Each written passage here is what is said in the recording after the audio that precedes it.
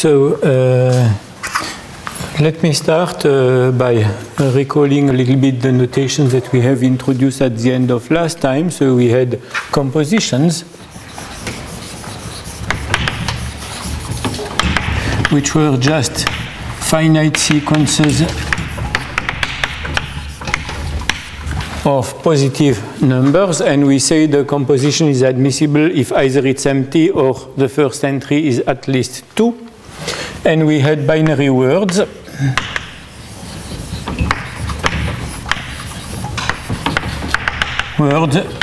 consisting of 0 and 1. And we had a map which I had defined to a composition. I can associate a binary word, and there is a one-to-one dictionary between some composition and some words. I had explained this precisely last time. The words that correspond to the admissible composition are exactly those that do not start by 1 and do not end by 0. We had seen this.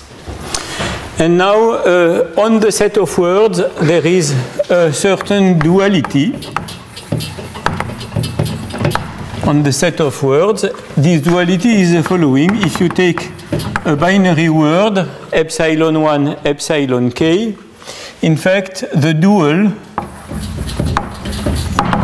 will be epsilon k bar, etc., epsilon 1 bar, where I define 0 bar to be 1 and 1 bar to be 0. So it means, first, you reverse the order, and second, you replace each 0 by a 1 and each 1 by a 0. So you have a duality. And if this word does not start with 1 and end with 0, then the same is true of the dual word, in fact. So since we have a duality between these words, we have a corresponding duality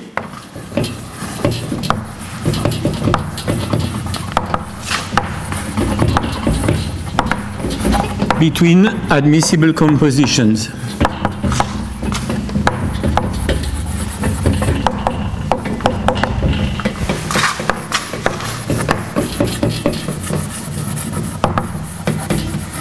And this duality will just be denoted to a composition A. I associate another composition which I called A bar. But in fact, the rule to get A bar is you start from the composition, you write the word, you take the dual of the word, and you go back to the composition by the dictionary that we had written.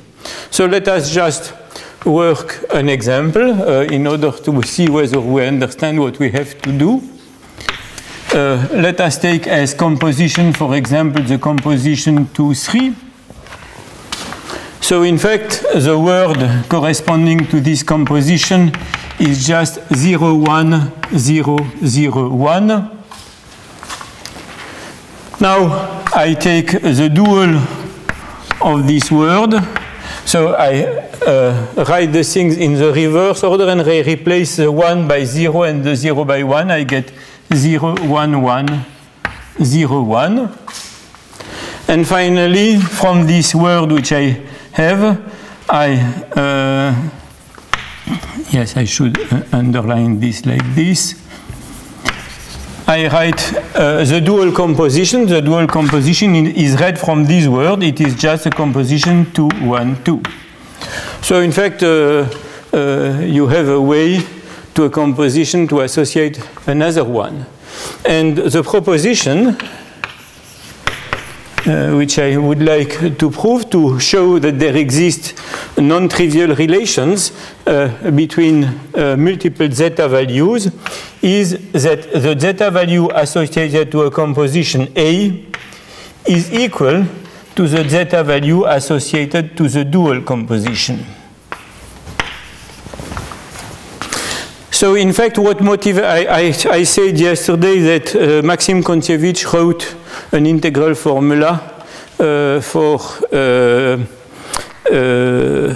multiple zeta values, and the reason why he tried to write down this formula was because this kind of thing was discovered first experimentally by a certain number of people who computed these multiple zeta values numerically and found curiously that there were some of them which were paired and which were equal, with a priori no apparent reason why the double series which I have here and the triple series which I have here should be equal.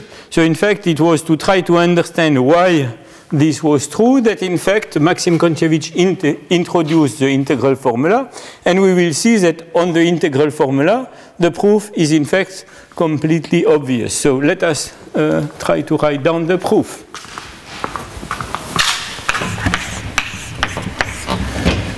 Proof, in fact, zeta of A, as I say, is the iterated integral from 0 to 1 of omega epsilon 1 omega epsilon k, where epsilon 1 epsilon k is of course the word that corresponds to the composition A.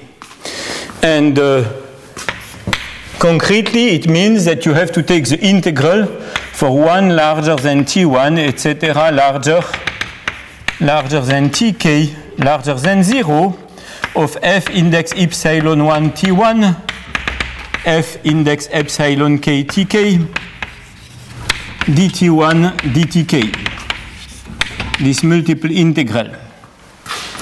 And now you can make an obvious change of variable here.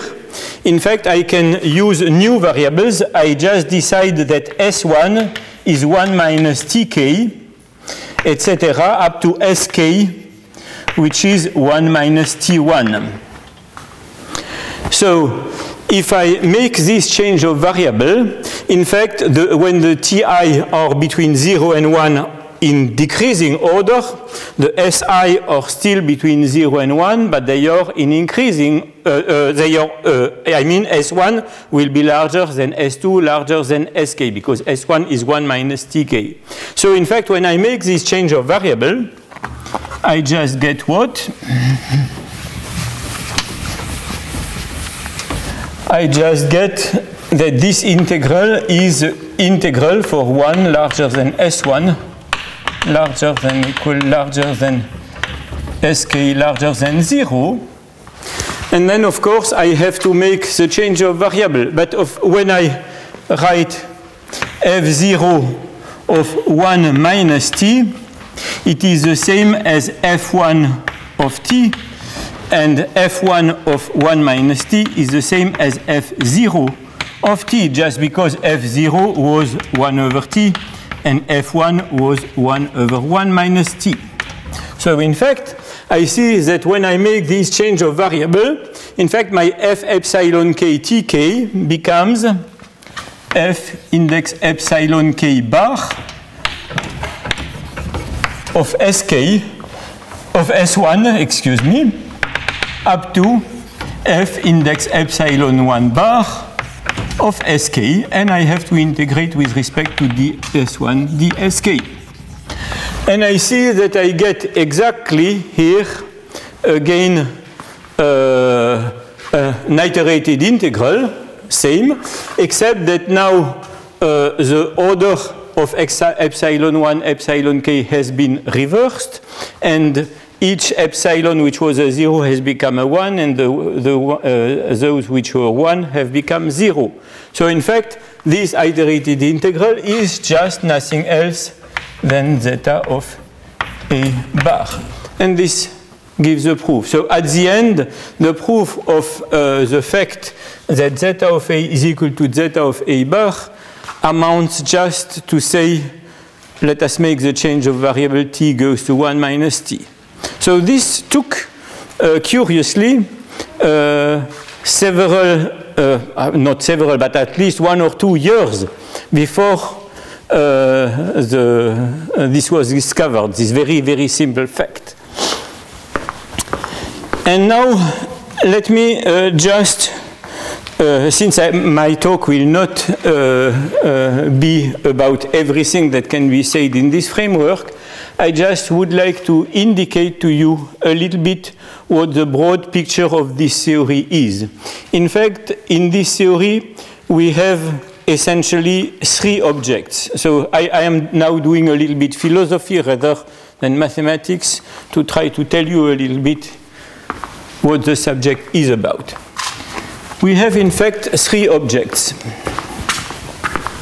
The first objects are the multiple zeta functions.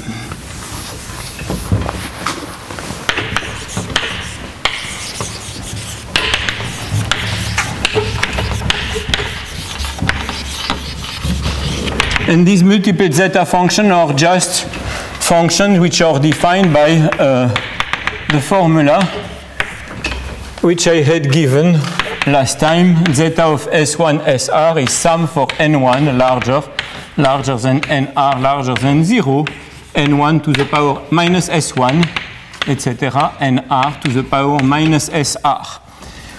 And the S1 SR are here complex numbers. And of course, this series converge somewhere. We have in fact identified what is the domain of absolute convergence, and we will see that they can be meromorphly continued, and we will try to say something about their poles, their residues, and things like that. So these are in fact, let us say, complex functions.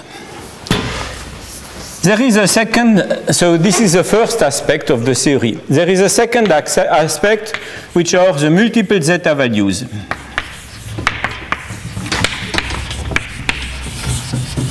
The multiple zeta values are exactly the zeta of A1, etc., AR, the same zeta, where where A is an admissible composition.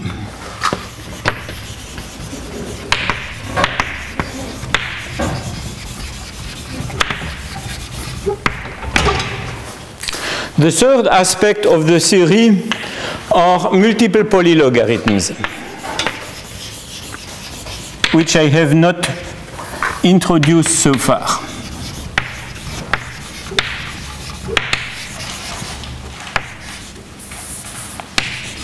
But which I shall define now.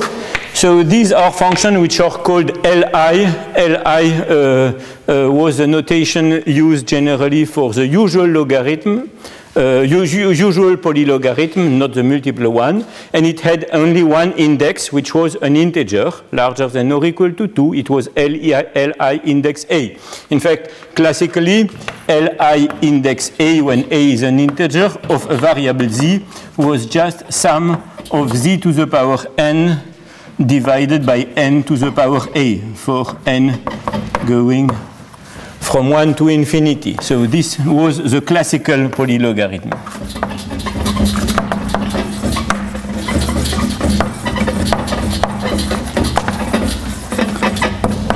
And the multiple polylogarithm are similar functions, but where instead of taking only one index, you take A1, etc., AR, and here you have two versions, either one version with only one variable z, or a version with many variable z. I will just take the version with one variable z, and this is the iterated integral from 0 to z of omega index epsilon 1, omega. Perhaps I shall not write it like this. I shall rather write it like a series for the moment. Let me write it like a series.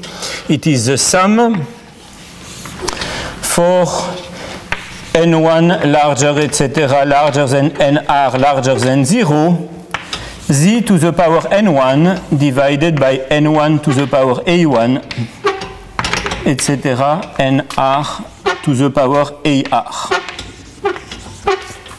where z is a complex variable. So these multiple polylogarithms here, they converge for absolute value of z strictly less than 1. This power series has a radius of convergence 1. And of course, one can try to extend them. And the A1 AR is any composition.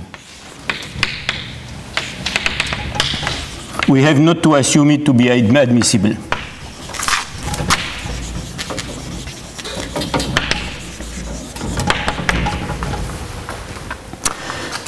And now, in these three aspects, in fact, there are a certain number of tools that one can use. Here, on this side, we can use the Stoffel.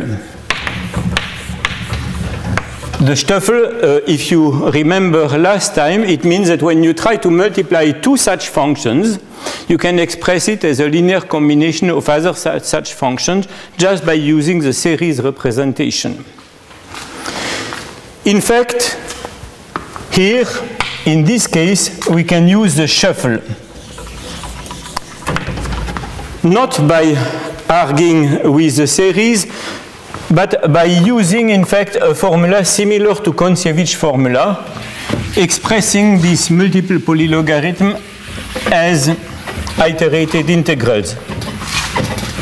In fact, the multiple polylogarithm at A1 of index A1 AR at Z is exactly the same as the iterated integral from 0 to Z omega index epsilon 1 omega index epsilon k, where epsilon 1 epsilon k is a binary word corresponding to A1 AR. And the proof of this formula is exactly the same as the proof which I gave last time in the case where Z is equal to 1 by induction. I did it in this case, and the proof is absolutely the same.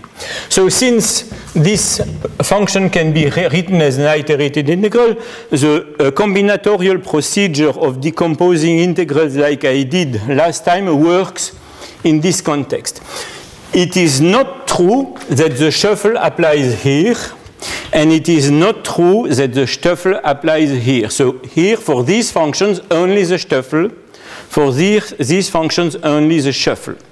But when we are on the middle, in fact, the thing becomes much richer, because when we look at these multiple zeta values, they can be considered as special cases of these ones where you take the SI to be integers.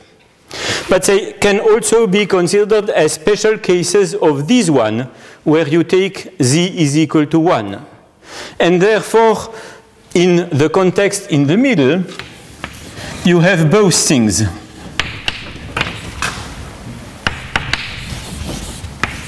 That work. And it means that the world in the middle is richer because it has more structure than the world above and the world below. Now, let me just say a little bit to which kind of domain in mathematics each of these worlds belongs. The first domain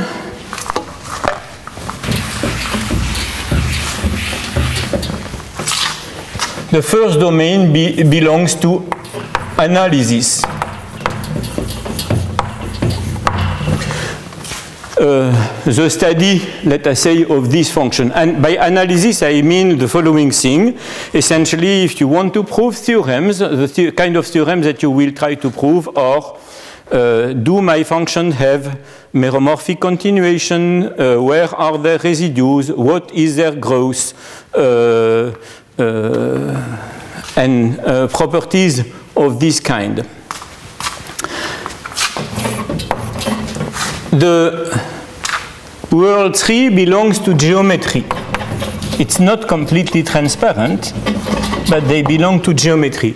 And this comes from the fact that these multiple polylogarithms satisfy algebraic differential equations, and they correspond to a certain number of coverings with nilpotent Galois group of P1 minus 0, 1 infinity.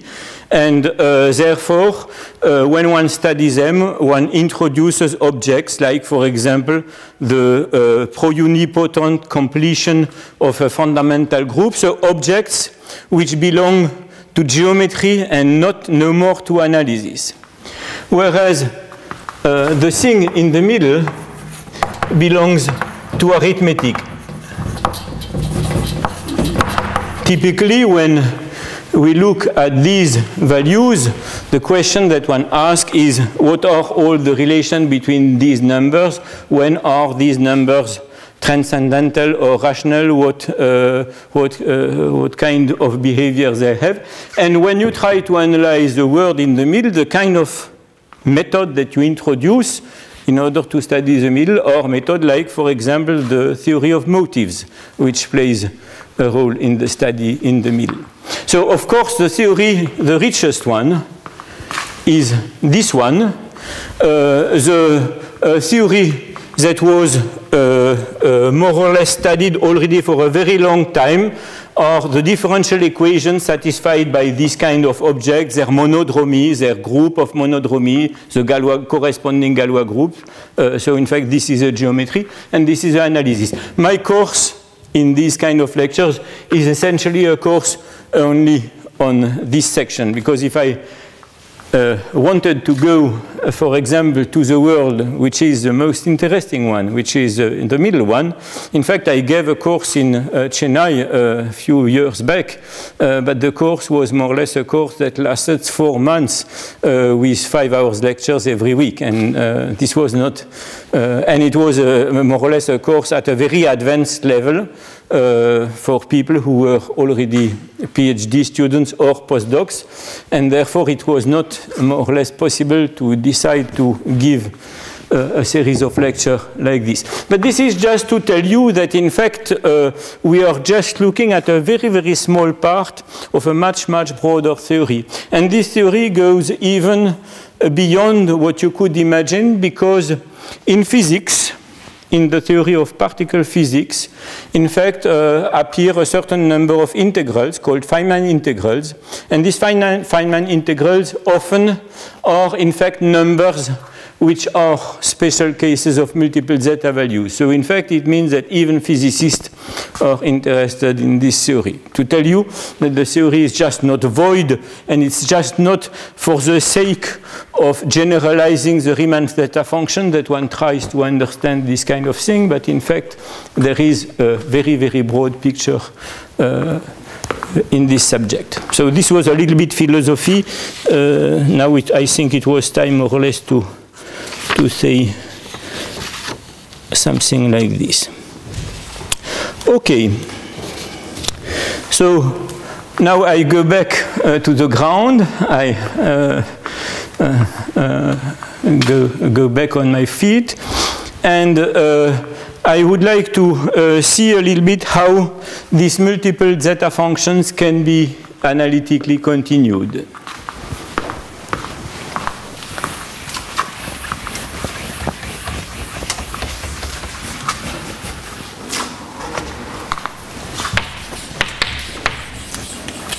Meromorphic continuation.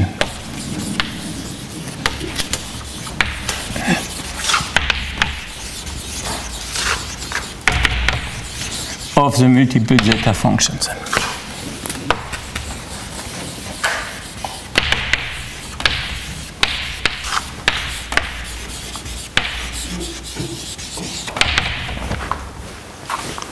Okay, as usual, generally, I do not know whether it is good or whether it is not good, but it's my way to do the things when I teach in general.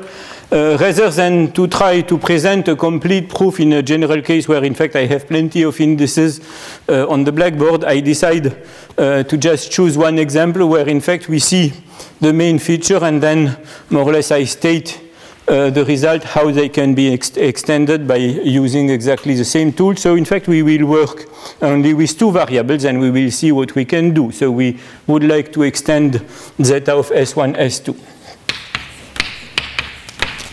We already know what is the absolute domain of convergence.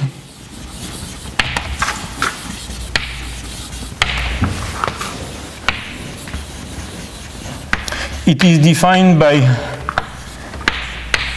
the inequality sigma 1 strictly larger than 1 and sigma 1 plus sigma 2 strictly larger than 2, where sigma 1 and sigma 2 are the real parts of S1, S2. Let me draw a picture of the domain of convergence.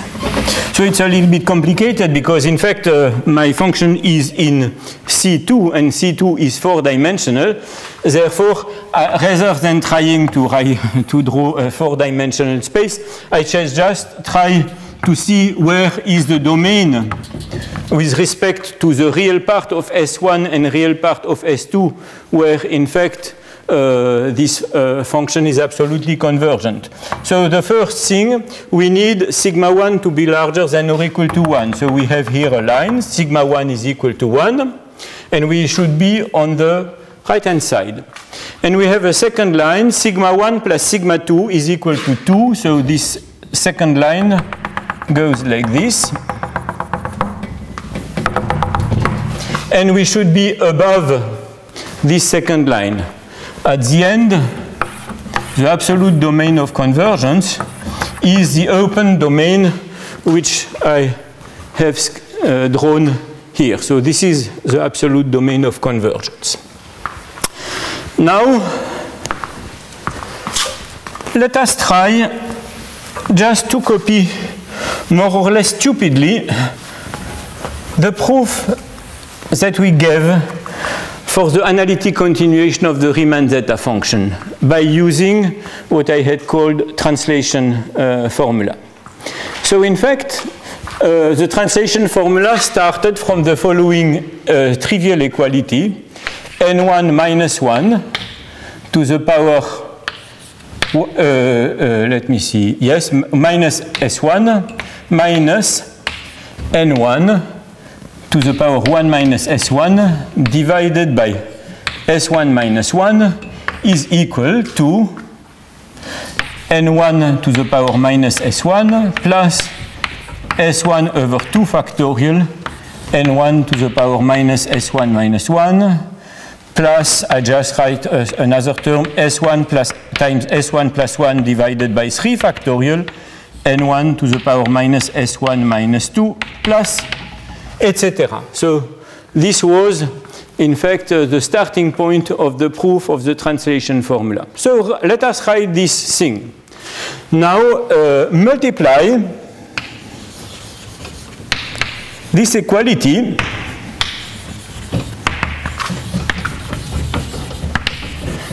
by n2 to the power minus s2 and sum for all n1 strictly larger than n2, strictly larger than 0.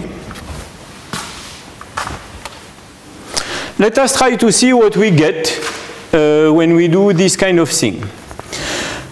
So here you see when I sum this for n1, n2, the strategy, of course, is first to sum over n1, because when I sum over n1, I have a concatenating series. And the n1 should go from n2 plus 1 up to infinity. So when I go from n2 plus 1 up to infinity, the sum of all these numerators is just n2 to the power 1 minus s1. Therefore, I will just get sum for all n2 from 1 to infinity, n2 to the power 1 minus s1 and also minus s2, because I have multiplied by minus s2. This is what I get on this side, and of course with 1 over s1 minus 1 equal.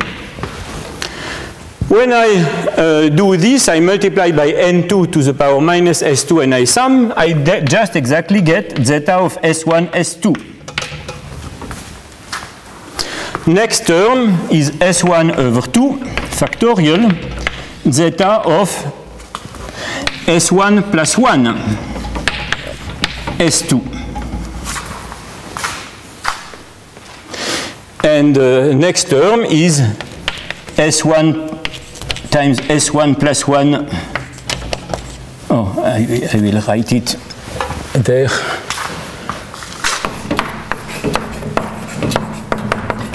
Divided by 3 factorial zeta of s1 plus 2, s2, and so on. And it's an infinite series.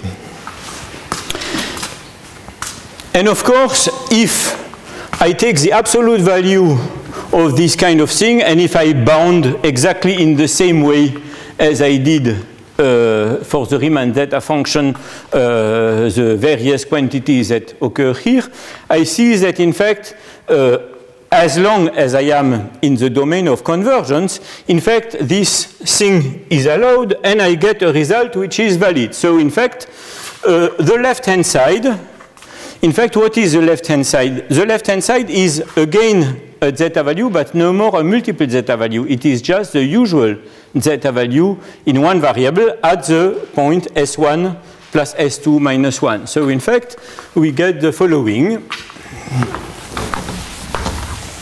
For S1, S2 in the domain of convergence,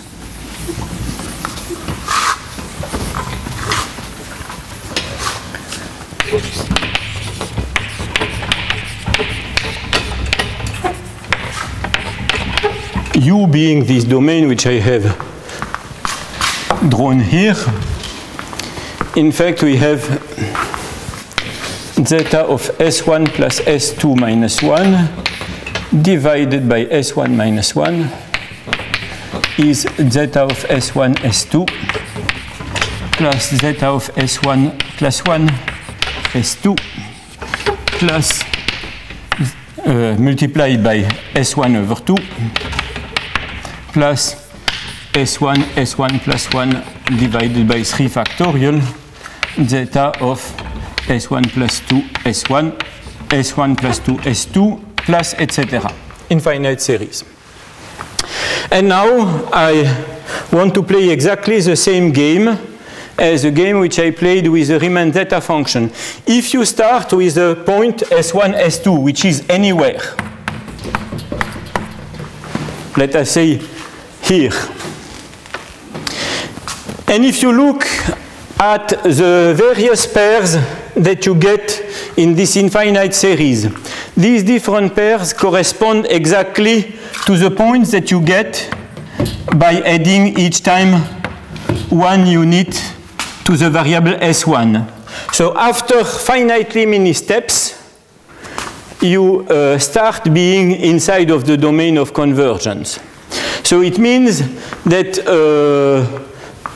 from some point on, the terms that we have here belong to the domain of convergence, and in fact their size can be analyzed by using just the series that we have, and in fact it can be proved that the series converges exactly like I did it for the Riemann zeta function for any point S1, S2, except that for the moment we do not know whether the function exists or not. But if we start from a point which is here, where in fact the translate by 1 is inside of the domain of convergence, then we are very happy because all the terms of our equality, this first term and all the others, are well defined except zeta of S1, S2. There is only one which we do not know. Therefore, for this value, we have a formula that makes sense and that gives a holomorphic function near this point. Once we know this point, in fact, we can get this point because when we start from this point, we have already all the others. So in fact, the strategy is exactly the same as before. It is like the functional equation of the gamma function. In fact, by shifting u successively by 1 unit, 2 unit, etc., we in fact cover the whole plane, and covering the whole plane will give us, in fact, an analytic continuation to the whole plane. And this analytic continuation will satisfy this property everywhere. So in fact, this is a conclusion. Of course, you have to write down the estimates. The estimates, I did them a little bit carefully in the case of one variable. It's too cumbersome to try to do this on the blackboard with many variables, but in fact, the estimations are exactly the same. And the conclusion is that zeta of S1, S2 extends to the whole of C2 as a meromorphic function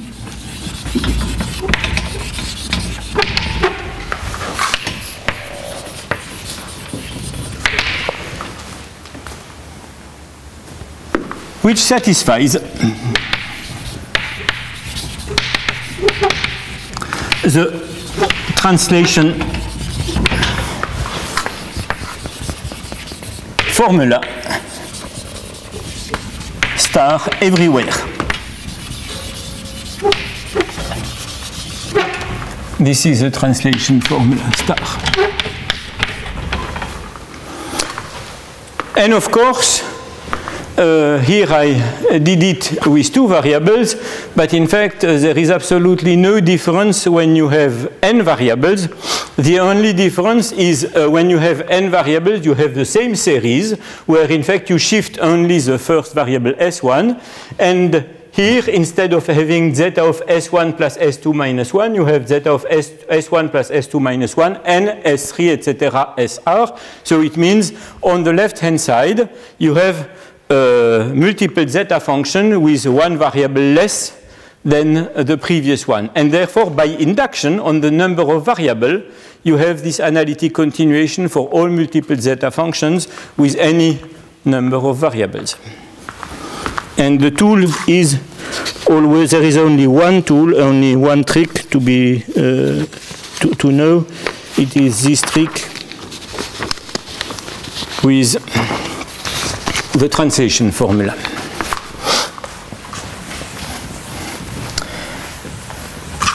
Now, let us try more or less to imagine where are the poles of the function that we get.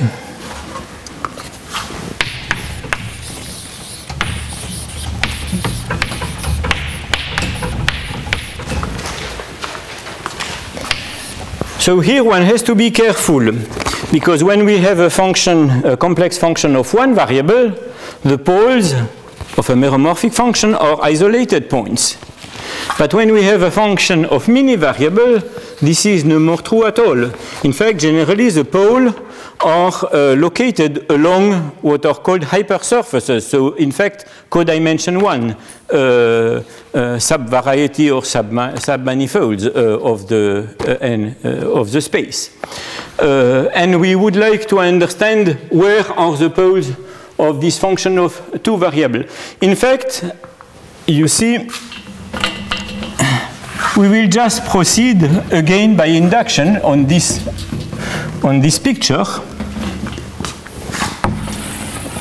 Do I have a chalk with a color?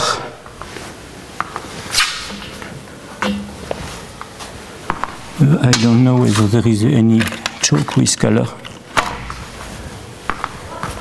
No. Okay, doesn't matter. I will try to. So, when we are in U, there is no pole, nowhere. When we go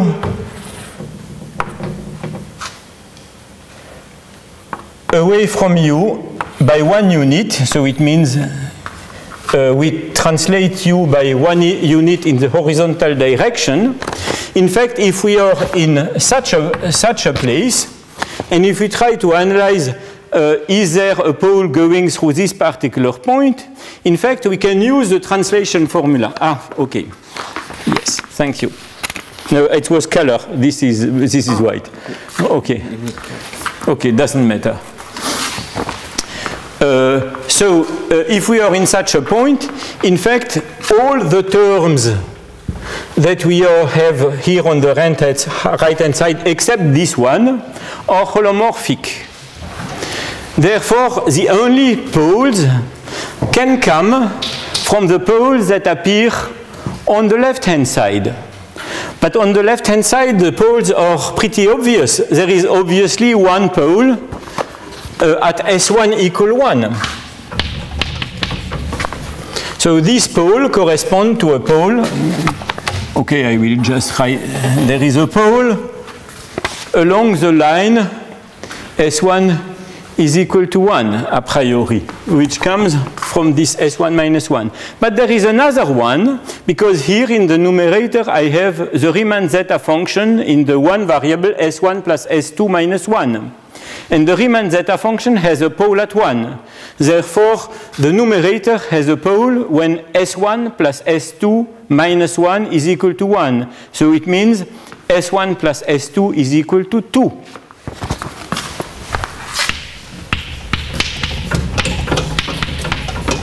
and S1 plus S2 is equal to 2 is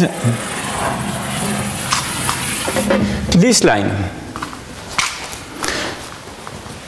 So this is the first beginning, and now if we go beyond, if I go beyond by one more step, in fact I can get poles from two different sources, either from the left-hand side, but these poles I have already analyzed them, or I can get a pole from the factor which is here, because it is not in the convergence domain.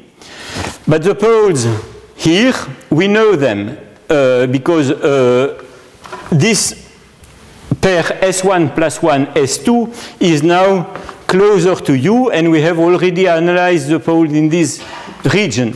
So in fact, the pole of this function can occur from two sources, either when the first variable is 1, so S1 plus 1 is 1. This would mean S1 is equal to 0. But in fact, this pole does not occur because there is an S1 in factor here. So we will not get a pole at S1 is equal to 0. And the second thing is then when this sum is equal to 2, so when S1 plus 1 plus S2 is equal to 2, it means when S1 plus S2 is equal to 1.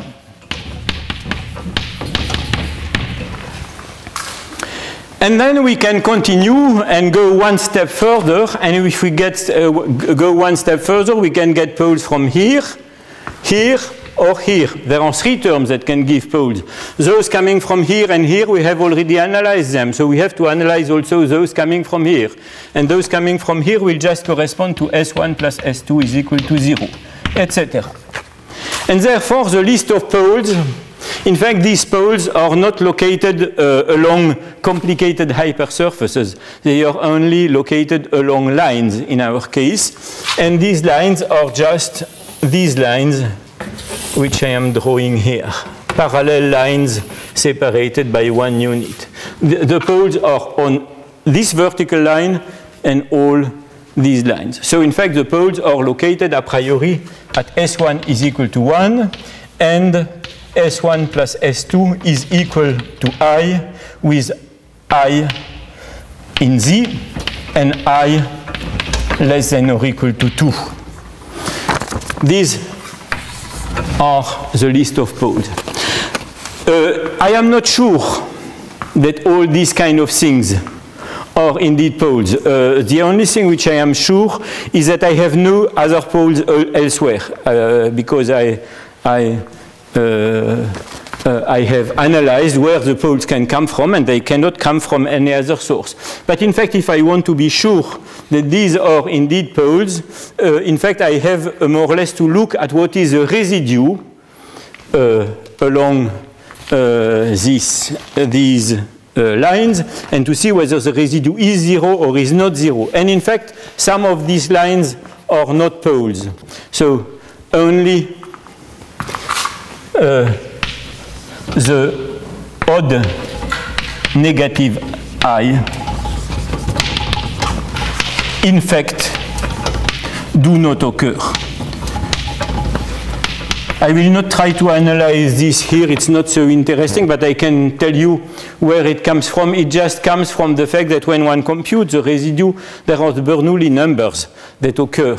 And in fact, the Bernoulli numbers from the Bernoulli number B3, those that are odd are in fact 0, and this means that we will get a 0 residue along these hyperplanes. It's only these kind of things. And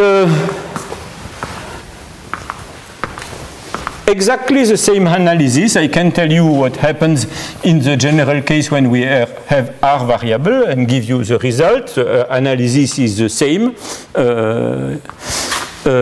So zeta of S1, etc., SR also extends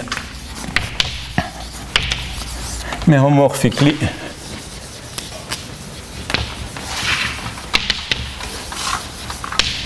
to the whole of C to the power R with poles along the hyperplanes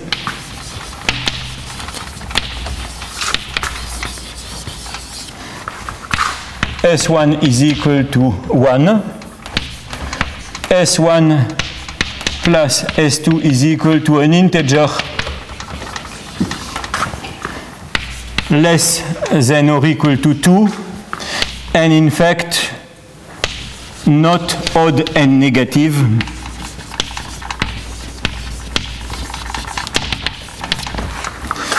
And then S1 plus, and then there is some regularity, S1 plus S2 plus S3 is equal to an integer less than or equal to 3, etc., up to S1 plus, etc., plus SR is an integer. It's a rational integer, positive or negative, rational integer, less than or equal to R. So in fact, we have a complete description of the poles. So you see, I work out one example in which we see, in fact, what strategy we have to do. If one wants to work out the details, one has to go through papers where, in fact, there are 10 pages of heavy computation with mini indices. But in fact, the idea is, in fact, just the idea of shifting one unit by one unit, this kind of domain, and using the fact that when one shifts by one unit thing, in the translation formula, one knows all terms except one, and then one can more or less get some information about this one term, this new term. Let me just show you that, in fact, this translation formula allows us to compute more or less what I would call residues. So if you have so these poles are simple. In fact, these poles are simple. It comes from the analysis that we have here, because in fact you see the S1 minus 1 was appearing only with power 1 in the denominator, and the pole of zeta at 1 here that leads to the pole at S1 plus S2 minus 2, in fact, also appears only with multiplicity 1. So in fact, when you have your function zeta of S1, S2, you can multiply it by S1 minus 1. And if you multiply it by S1 minus 1, it has no pole anymore along this line. And if it has no pole along this line, you can look at what restriction you get along this line. So in fact, that is what I would call, let us say, in a loose sense, the residue. So what is the value?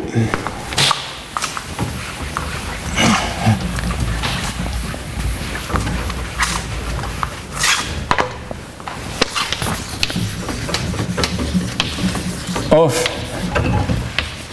S1 minus 1 times zeta of S1, S2 restricted to the line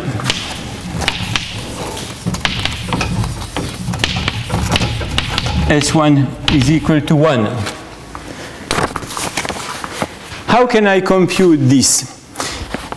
In fact, the best thing is to start only with a part of the line which is above, which goes from this point to infinity.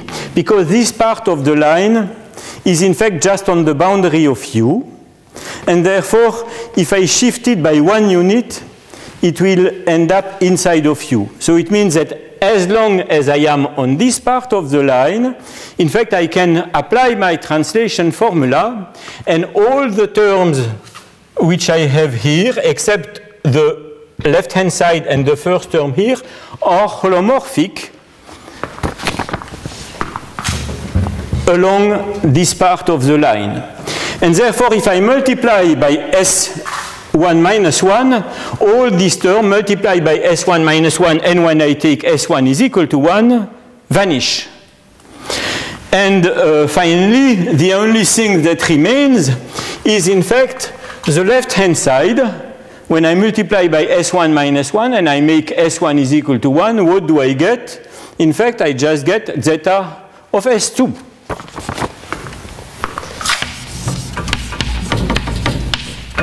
It means that on this line where S1 does not vary anymore, only S2 varies, if you restrict this to this vertical line, you will just get zeta of S2. This is true above this point. But if it is true above this point, it's true everywhere, because we have a meromorphic function on a line. And if we have already a half line on which we know what the meromorphic function is, we know what it is everywhere. So in fact, this kind of trick are used where in fact you have always to keep in head the geometry of your domain of convergence and the kind of objects that are well defined or not well defined inside of your translation formula. Let us now, for example, compute the value of S1 plus S2 minus 2 times zeta of S1 S2 restricted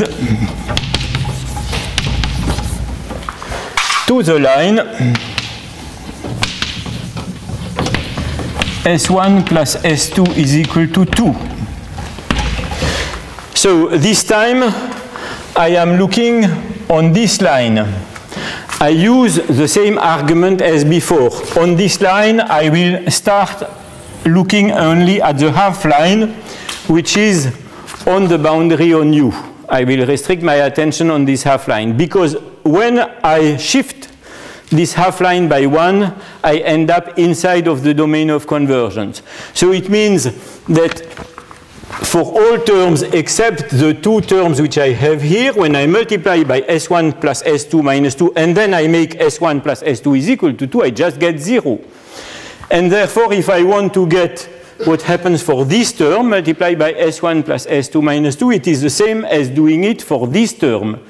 Multiplied by S1 plus S2 minus 2. But of course, here I have the Riemann zeta function near 1, and I know that the Riemann zeta function at S is equivalent to 1 over S minus 1. And therefore, when I multiply zeta of S by S minus 1, and I make S is equal to 1, I get 1. And therefore, the numerator multiplied by S1 plus S2 minus 2, where I take S1 plus S2 is equal to 2, gives me 1. And what remains is just 1 over S1 minus 1. This is true on this half line, and since I have a meromorphic function, it is true everywhere on the line. So in fact, here I give you the trick, more or less you see, how you can compute, I do it in two examples, how you can compute for all the hyperplanes that appear here by induction, the residue everywhere, and it is this kind of computation that leads you at the end to know when you have indeed a pole or not a pole, because you can explicitly compute the residue in each case by this method. Now, let me try to do something rather funny, because there is a small story associated to this. It was a computation that was done in the 90s by Don Zagier. And from this computation, he concluded that most probably the multiple zeta value have no analytic continuation, which we have seen is not true, in fact. So what was the computation he did? He did the following computation.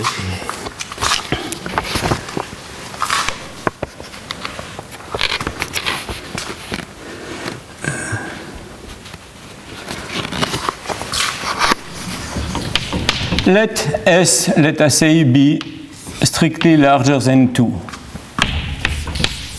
No, sigma, let me say, real part of S strictly larger than 2. Then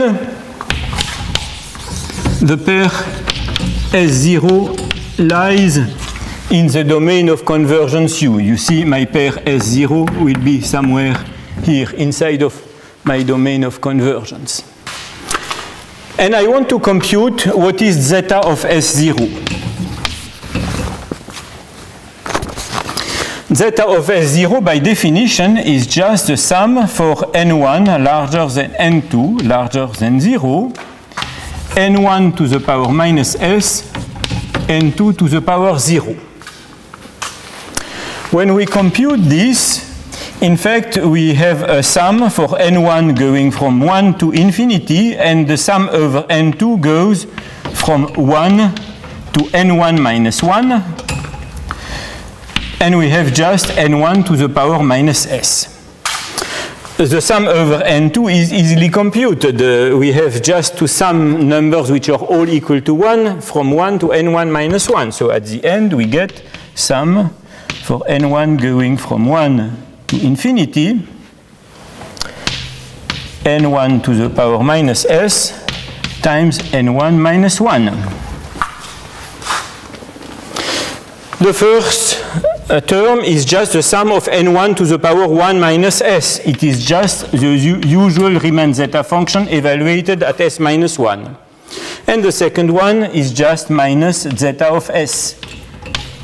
So we see that if we restrict our attention to S0, so it is the horizontal line, in fact, we get just the Riemann zeta function evaluated at minus 1 minus the Riemann zeta function evaluated at 0.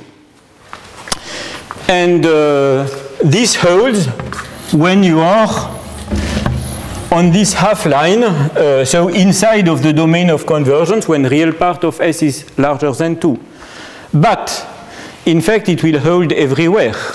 Because here my function has no pole along this line. So if it has no pole, I can restrict it and I get a meromorphic function. I know what the meromorphic function is on the right-hand side, and therefore it has to be the same meromorphic function everywhere. So in fact, by analytic continuation, we know that in fact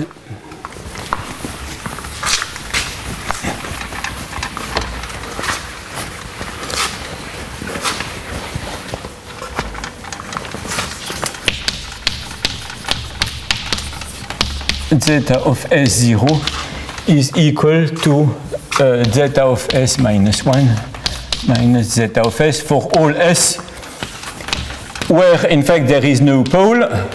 So for all S different from 1 and 2, which correspond to the cases where in fact I have poles, just by analytic continuation.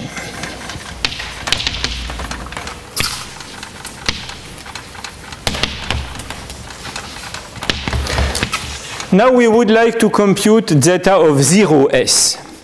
To compute zeta of 0s is a little bit more tricky because in fact 0s is completely outside the domain of convergence. We have no part of 0s which is in the domain of convergence. So we cannot have a small part on which we can identify the function and then conclude. But we still have a method. In fact, we will use the Stoeffel formula.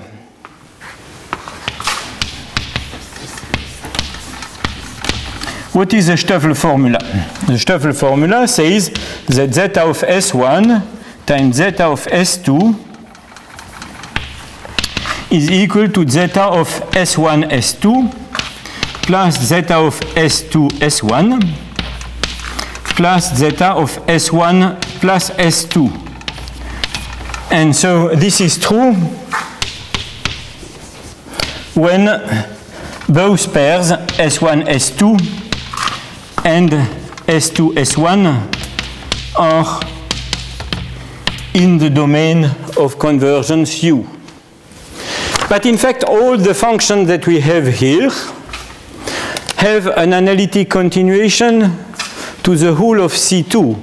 So if it holds on some open set, it should hold everywhere. In fact, true everywhere, of course outside the poles.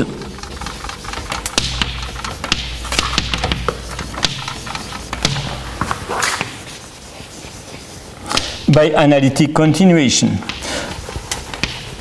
So it is something that we use often and often again when we want to prove an identity and we would like to apply it in a region where in fact the identity, different functions that are involved do not exist, we try more or less to use parameters and to use these parameters to go in a region where the thing works, and then by analytic continuation to deduce the result everywhere. So if we use this result, in fact, we can now specialize this equality to the pairs of the form S0 by restriction to the line consisting of the pairs S0. We have to be a little bit careful when we make a restriction of a meromorphic function in mini-variable. In fact, we have always to check that when we take this restriction, we are not restricting at a place where we have poles for some terms. But in fact, this has poles only when S1 is equal to 1, this only when S2 is equal to 1, this has only poles when S1 is equal to 1 or on non-straight, not non-vertical lines, and therefore the S0 does not appear as a pole nowhere, and therefore I can restrict my can restrict my identity to this line. And what does it give? It gives zeta of S times zeta of 0 is equal to zeta of S0 plus zeta of 0S plus zeta of S.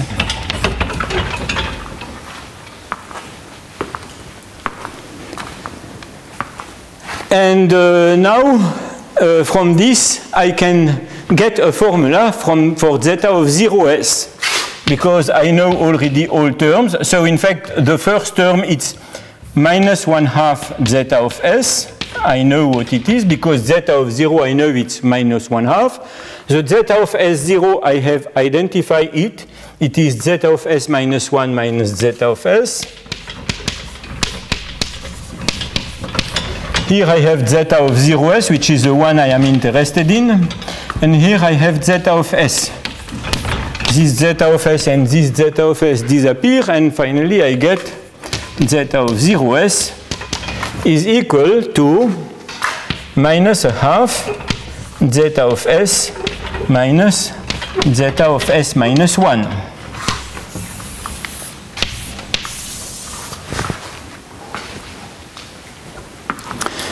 And zeta of 0, and I had the other formula, yes, zeta of S0 is equal to this one. So in fact, we now know a priori what is the restriction of our function on the vertical line through the origin and the horizontal line through the origin. And the idea is, can we compute the value of our function at 0?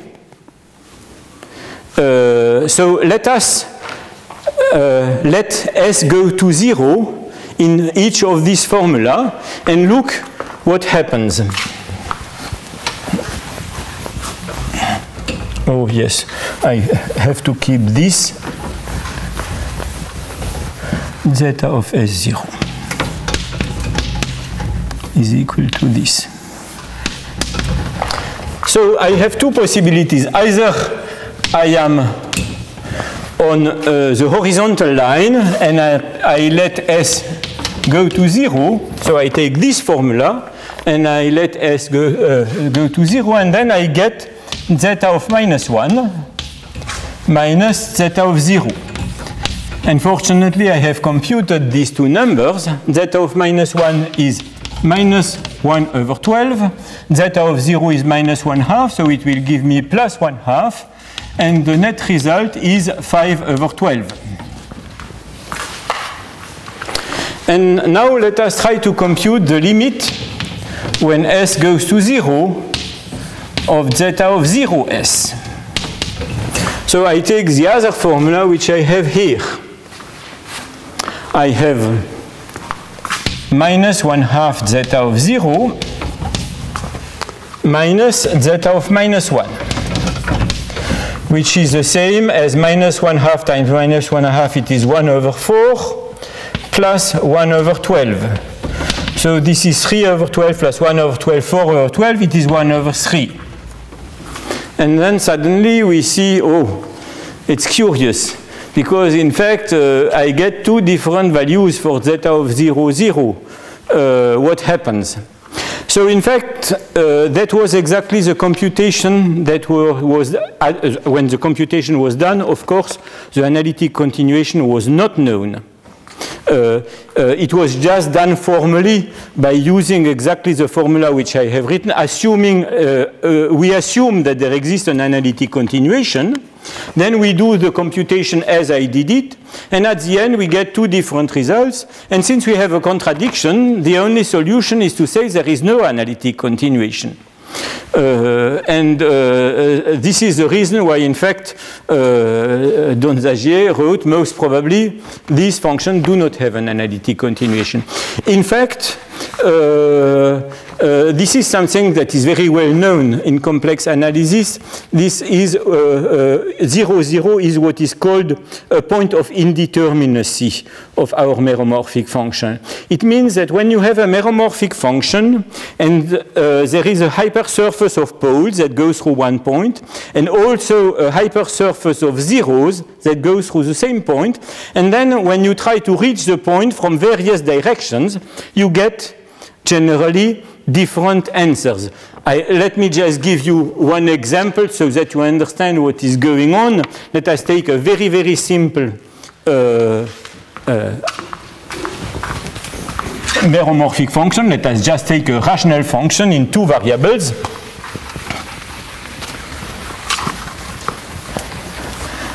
Let us, for example, take the rational function z1 minus z2 divided by z1 plus z2, which is a rational function. You see, this rational function has zeros along the line where z1 is equal to z2, and has poles along the line where z1 is equal to minus z2. So in fact, the line of poles and the line of zeros cross at the origin. Now if we take the limit, let me call this function f of z1, z2. If I take the limit when z1 goes to 0 of f of z1, 0, if you take f of z1, 0, you get 1 for all z1, and therefore this limit is 1.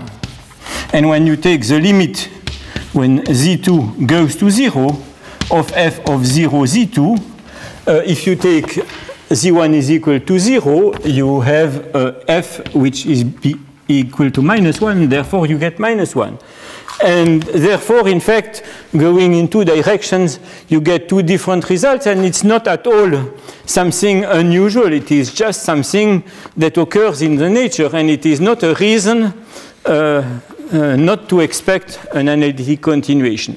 So in fact, the formula which we wrote, the translation formula, is in fact a formula that will allow to analyze, for example, all these things. Here I had done ad hoc methods in order to compute all these kind of things.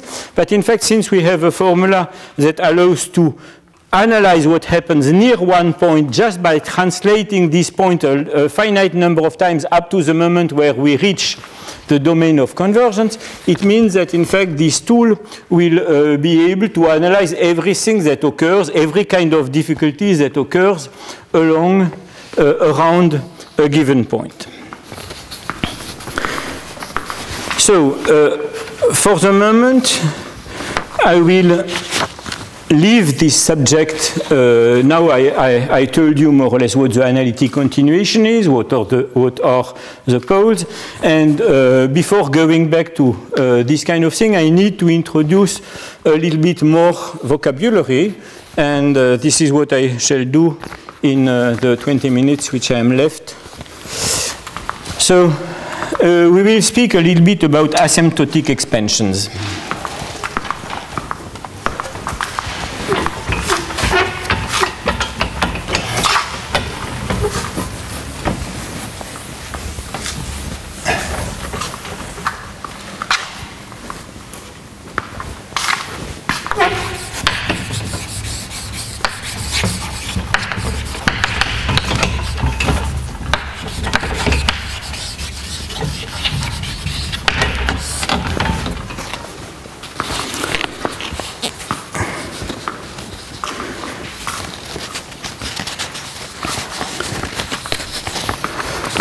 Before giving formally a definition of what an asymptotic expansion is, let me try to work out one example, and this example is the Stirling formula.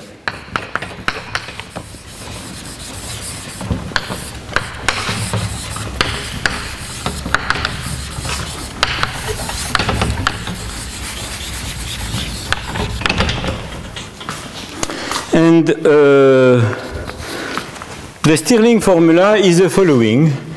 In principle, generally, you write it like n factorial is equivalent to something, but I will rather write it like log of n factorial is equal to something. Logarithm of n factorial is. So in fact, it starts with n times log n, which corresponds to the factor n to the power n, minus n, which corresponds to the factor e to the minus n, plus 1/2 of log n, which corresponds to the square root of n, plus 1/2 log of 2 pi. And a priori, if you just write the Stirling formula in the usual way, you stop here and you say what remains is something that is going to 0 when n is going to infinity, so you write a small o of 1. But sometimes you want to be more precise and you want to analyze how small is the rest here. And then you have terms which are 1 over 12 to the power n minus 1 over 36 to the power n cube. Let me just stop here. In fact, one can go further. And what I write here is just that the error term is negligible with respect to 1 over n cube. And I would like to tell you how one proves this, because in fact I will need after that to generalize this in different contexts. So fortunately, this work was perfectly prepared by Maxim Karalyov, who in fact proved us the following formula. He proved that if you take sum for a between n and b of f of n, where f is, let us say, a C1 function, it is the same as integral from a to b, f of x dx, plus what he called rho of b f of b, minus rho of a f of a, minus integral from a to b, rho of x, f prime of x dx, where the function rho of x is equal to 1/2 minus the fractional part of x. So in fact, I shall use slightly different notations. In fact, rather than thinking of 1/2 minus x, I would prefer to think of x minus 1/2, because x minus 1/2 is just the first Bernoulli polynomial, which in general is called B1. But of course, the first Bernoulli polynomial is x minus 1/2. It is not fractional part of x minus 1/2. But one can restrict this polynomial to the segment 0, 1, and then reproduce it by periodicity. And we get a function that one calls generally B1 bar. It is a periodical function which agrees with the first Bernoulli polynomial in 0, 1, and periodic of period 1. So B1 is just minus rho. So it will be my notation. And let us apply this to the following case. We take for A 1, for B maybe here I should put a capital N, otherwise will have, it's not very good to have a small n. Let me call here capital N.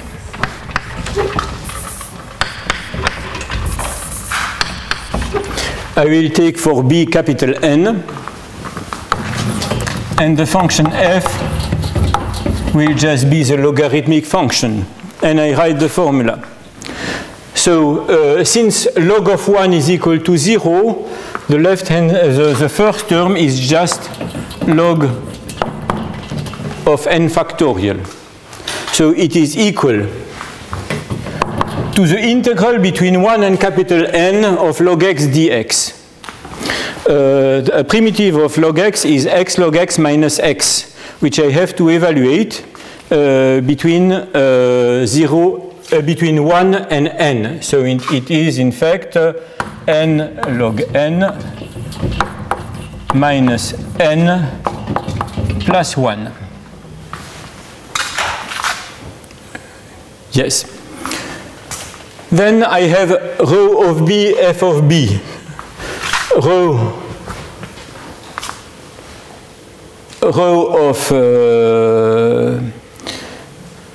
of capital N is just, the fractional part of capital N is 0, it is just 1/2. So I get plus 1/2 log of a capital N. Then I have minus rho of a, f of a. Since the logarithm of 1 is 0, this term disappears. And finally, I get minus the integral from 1 to capital N of the derivative of f, which is 1 over x, times rho of x. And since I have decided to change notation, instead of putting a minus sign, I put a plus sign, and I put here what I call b1 bar of x dx over x. So in fact, we have this equality. And this last term, in fact, just this term, I will rewrite it in the following way. I will write the integral from 1 to infinity, b1 bar of x dx over x. This integral, in fact, is not absolutely convergent, but semi-convergent, because b1 here is a polynomial which has mean value 0, and we have the 1 over x. So in fact, we can show that it is semi-convergent. And in fact, it can indeed, it's not, yes, it is this minus the integral from n to plus infinity of b1 of x bar dx over x. And now, when n is going to infinity, this quantity is going to 0, goes to 0 if n goes to infinity. This quantity is just a constant, but we have another constant here. So it means, because of course the formula is, Stirling formula is unique, it means that in fact the 1/2 or log of 2 pi is the sum of the two constants that we have here. 1/2 log of 2 pi is in fact equal to 1 plus the integral from 1 to infinity b1 bar of x dx over x. This cannot be proved directly easily just from the integral formula. You get it by comparing this formula that you get by this method and the other formula that is proved by another method. But now we have in fact the term which is here, which is a term that is going to 0 when n goes to infinity, and we have to see that indeed this term exactly corresponds to this expansion. We have to see why this is true. So in fact we will just now analyze the integral that we have here. Just one moment. yes, minus the integral from n to infinity b1 bar x dx over x. Now you have to know the sequence of Bernoulli polynomial is defined by the following generating function: e to the power tx times t divided by e to the power t minus 1 is the sum for n going from 0 to infinity bn of x t to the power n divided by n factorial. And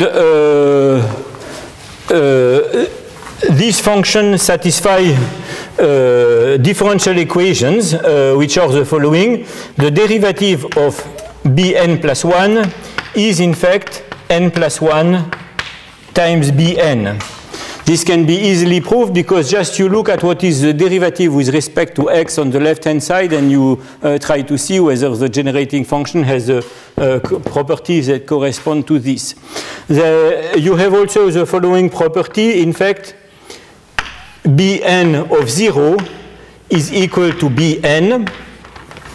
And this is for all n larger than or equal to 0.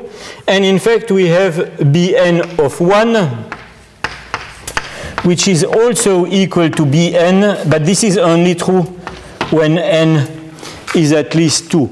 Because if you take this expression for x equal 1 minus this expression for x equals 0, you exactly get on this side e to the t minus 1 times t divided by e to the t minus 1. Therefore, you just get t, which is a polynomial of degree 1, and therefore there is no term from n equal 2 on this side.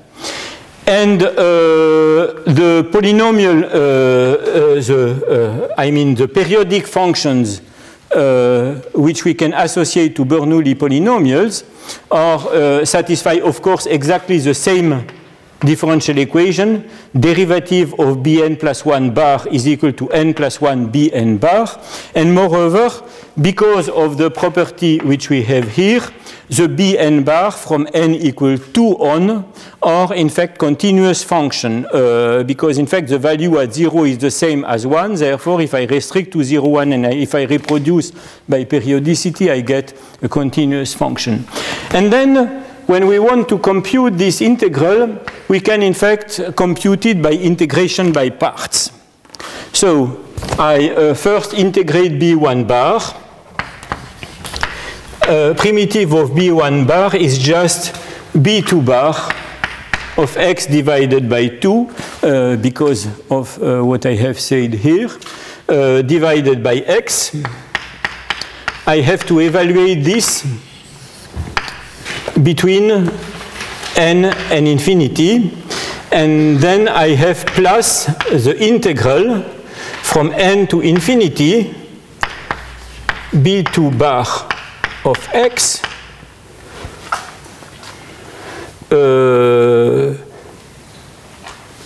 divided by 2, and I have to take the derivative of 1 over x. Derivative of 1 over x is minus 1 over x squared. So I put a minus here, x squared dx. And what is the value which I get here? When x is going to infinity, b2 bar is a periodic function, it's bounded, and the 1 over x is going to 0. So at infinity, it gives me 0. And what does it give me at n? At n, it gives me exactly b2 of n divided by 2n. But since b2 bar is periodic, b2 bar of n is the same as b2 bar of 0, and it is the Bernoulli number b2, which is 1 over 6. And 1 over 6 divided by 2n, this gives me 1 over 12n. So in fact, here I get the 1 over 12n which I had before. And I can, of course, repeat this integration by parts again and again. And when I compute the next term, by again doing the integration by part, I had minus integral from n to plus infinity b2 bar of x divided by 2x squared dx. So this is, I take a primitive which is b3 bar of x divided by 6x squared. This is a b3 bar divided by 3 is a primitive of b2 bar, which I have to evaluate between n and infinity. And I get a plus integral from n to infinity b3 bar of x divided by 6, but the derivative of x squared is minus 2 over x to the cube. So in fact, at the end, I get a minus sign, and I get 3x cubed dx. And when I evaluate this, in fact, I get nothing, because at infinity, it gives me 0. And at the point n, it also gives me 0, because the third Bernoulli number, b3, is equal to 0. So I again apply a new time my method, and I get at the end is equal to minus b4 bar of x divided by 3 times 4 times x cubed between n and plus infinity minus integral from n to infinity b4 x bar divided by the derivative of 1 over x to the cube will be 1 over will be minus 3 over x to the 4, so I will just get 4x to the 4 dx.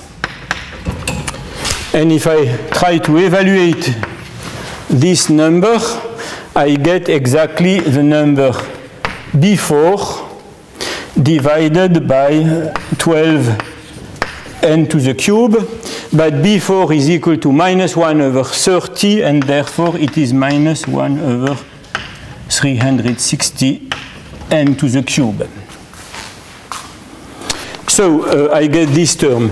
And of course, I could continue 1 or 2 steps more, and in fact here, it is completely clear that this quantity is bounded, since the numerator is bounded by a constant. The integral of 1 over x to the 4 from n to infinity is bounded by 1 over n to the cube. So this quantity is a capital O of 1 over n to the cube. So how can I get a small o of 1 over n to the cube? I just go one step further. And if I get one step further, I will get a capital O of 1 over n to the 4 that I can convert into a small o of 1 over n to the cube. And if we now write this in general, not stopping here, but of course using this method and pushing it a little bit further, it gives the following result, and I will stop after that. I will just state it, so that I do not need to write it again. So